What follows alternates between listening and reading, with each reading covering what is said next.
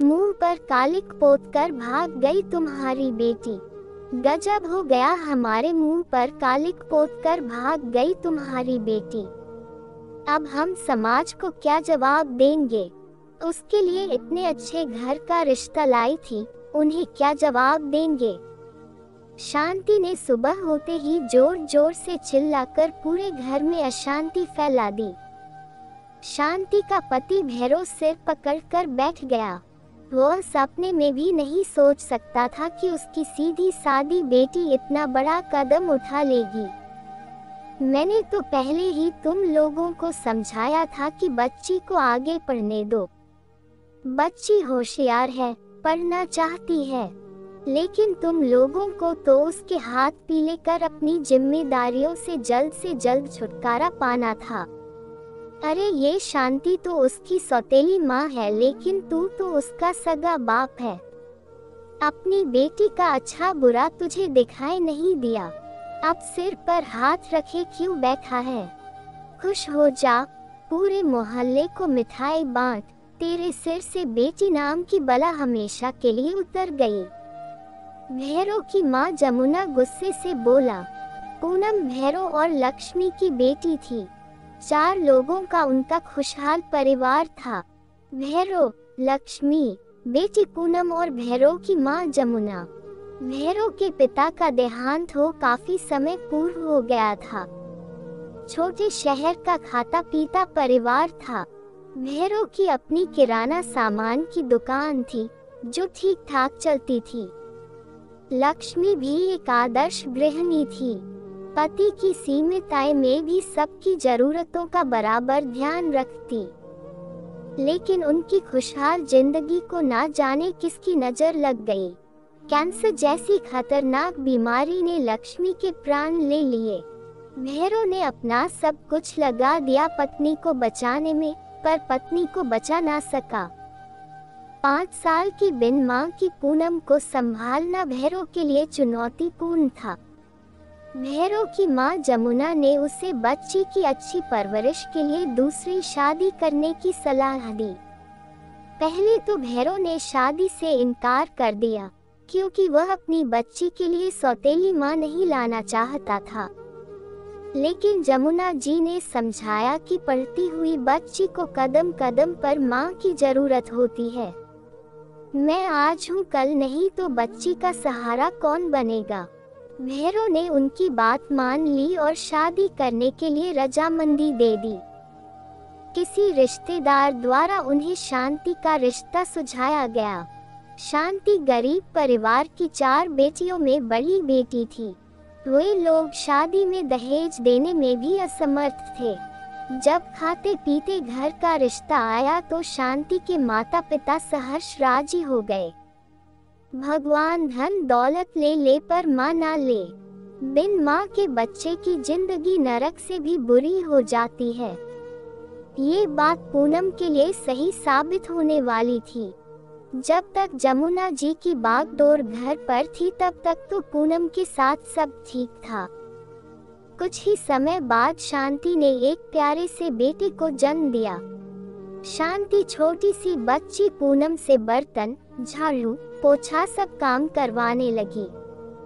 जमुना जी उससे कहती, बहू, छोटी सी बच्ची से हरदम काम करवाना सही नहीं है। उसे पढ़ाई में मन लगाने दो, दोस्तों के साथ खेलने दो, खुलकर बचपन जीने दो। तब शांति पलट कर जवाब देती, सगी माँ बच्चों को डांटे, काम करवाए तो कोई सवाल नहीं करता। सौतेली माँ की हर गतिविधि पर लोग उंगली उठाते हैं। मगरमच्छ के आंसू निकाल कर सहानुभूति ले लेती। पूनम काम करने से मना करती तो हाथ में रस्सी बांधकर कमरे में बंद कर देती। पति के आने पर कहती, तुम्हारी बेटी बहुत तंग करती है, छोटे भाई को मारती है, छोटे भाई से ईर्ष्या रखती है, इसलिए इसे बांध कर रखा है। शांति पूनम के खिलाफ अपने पति को इतना भड़काती कि कभी कभी पूनम के पिता भी उसके खिलाफ हो जाते। अब तो दादी की भी घर में कोई नहीं सुनता, पूरी हुकूमत शांति की चलती थी। ऐसी परिस्थिति में पूनम ने जिले में टॉप कर 12वीं पास की। पढ़ाई के साथ साथ घर का काम भी करती। वो अच्छी तरह से जानती थी कि शिक्षा ही उसे इस दलदल से बाहर निकालेगी। एक दिन पूनम ने अपने पिता और शांति की बातें सुन ली। देखिए जी, पूनम को आगे पढ़ाने से कोई फायदा नहीं। उसकी पढ़ाई लिखाई पर रुपए बर्बाद करने से अच्छा यही होगा कि अब उसकी शादी करवा दी जाए। वैसे भी वह पढ़ लिख कर करेगी भी क्या? घर गृहस्थी के काम में तो मैंने उसे पक्का कर ही दिया है। मेरी बहन ने पूनम के लिए एक अच्छा रिश्ता सुझाया है। बड़ा धनाढ्य परिवार है। लड़का अपनी पूनम से जरूर बड़ी उम्र का है। उसकी पहली पत्नी की मृत्यु हो गई है, पर लड़का अमीर परिवार से है। पूनम को ससुराल में किसी चीज की कोई दिक्कत नहीं होगी। लड़के वाले बिना दहेज जल्द से जल्द शादी करने की इच्छा है। शांति ने चाशनी में डूबो कर सारी बातें कही, क्योंकि वह पूनम नाम की बला से जल्द छुटकारा पाना चाहती थी। पूनम तमतमाती हुई आई और बोली, मुझे अभी शादी नहीं करनी। मुझे अभी आगे पढ़ाई करनी है, कुछ बनना है, अपने पैरों पर खड़ा होना है। जितना पढ़ाना था पढ़ा दिया, अब नहीं है हमारे पास पैसे तुम्हें पढ़ाने के लिए। बेटी के बारे में भी तो सोचना है। सब कुछ तुम्हारे ऊपर तो नहीं लुटा देंगे। अभी पढ़ाई में खर्चा करो, फिर शादी में। कुबेर का खजाना नहीं गदा यहाँ। शांति ने तेज आवाज में कहा, पूनम, तुम्हारी माँ सही कह रही है। तुम्हारी शादी करवा कर ससुराल भेजने में ही हमारी भलाई है। भैरव बोले। जल्द ही शांति और भैरव लड़के वालों से मिलकर पूनम की फोटो दिखाकर बात पक्की कर लेते हैं। दादी जमुना ने भी भैरव से कहा कि पूनम की शादी करने की जल्दबाजी ना करे, उसे आगे पढ़ने दिया जाए, लेकिन उनकी भी किसी ने ना सुनी। तब जमुना जी के दिमाग में एक युक्ति आई। उन्होंने पूनम की स्वर्गवासी माँ लक्ष्मी के भाई को फोन लगाया और उन्हें सारी परिस्थिति से अवगत कराया। जमुना जी जान चुकी थी कि भैरव को समझाना मुश्किल है।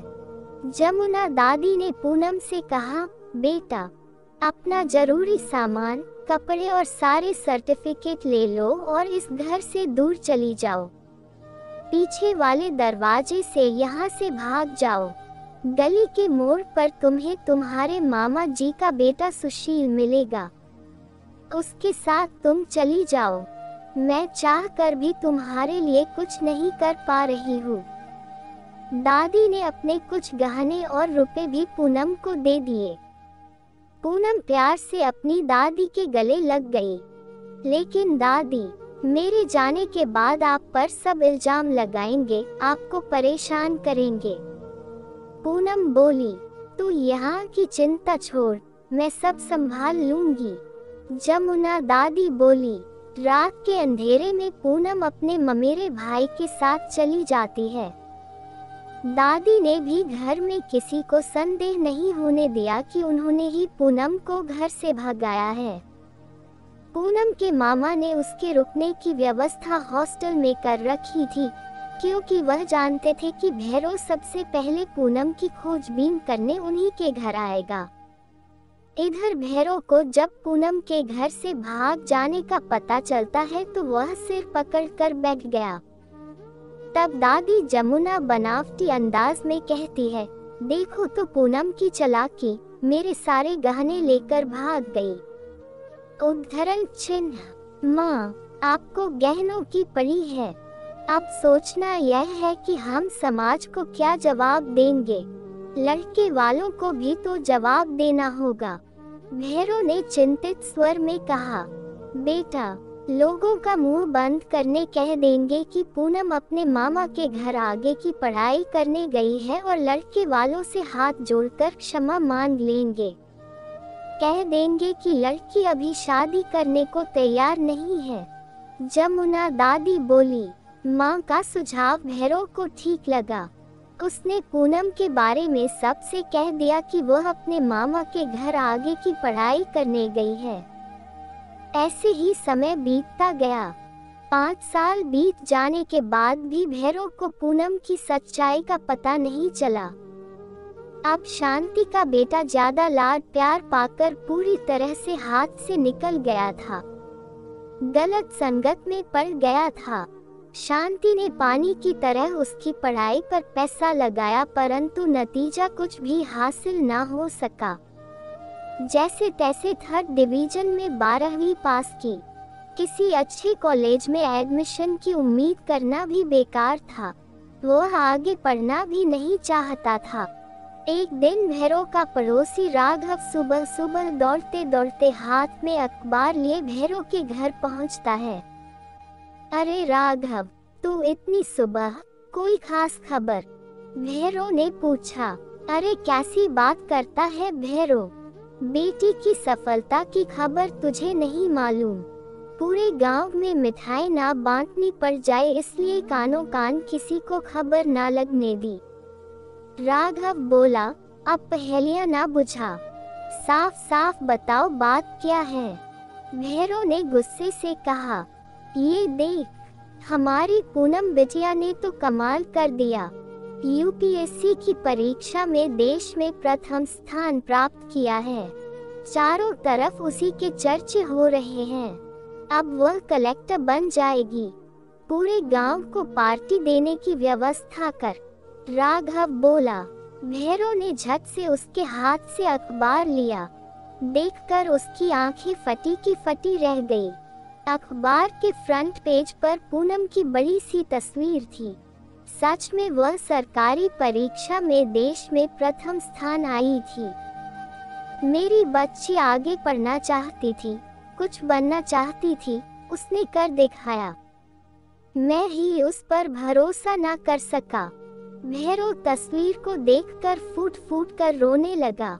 एक सुबह भैरव के घर में दस्तक होती है। भैरव ने ही दरवाजा खोला। सामने पूनम को देखकर भूत बन गया। आंखों से झरझर आंसू बह निकले। पूनम ने अपने पापा के पैर छुए और कहा, पापा, मुझे माफ कर दीजिए, मैं घर छोड़कर चली गई थी। उस समय मुझे यही सही लगा था, पर मैं आपका नाम रोशन करके लौटी हूँ।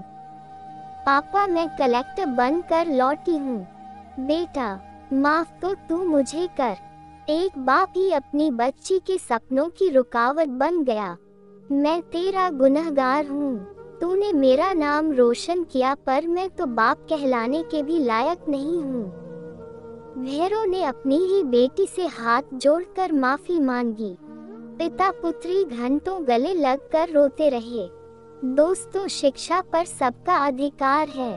अपनी बेटियों को शिक्षा से वंचित ना करें। उन्हें दहेज में शिक्षा रूपी जेवरात दीजिए, जो अच्छी बुरी हर परिस्थिति में ढाल बनकर बेटी की रक्षा करेंगे।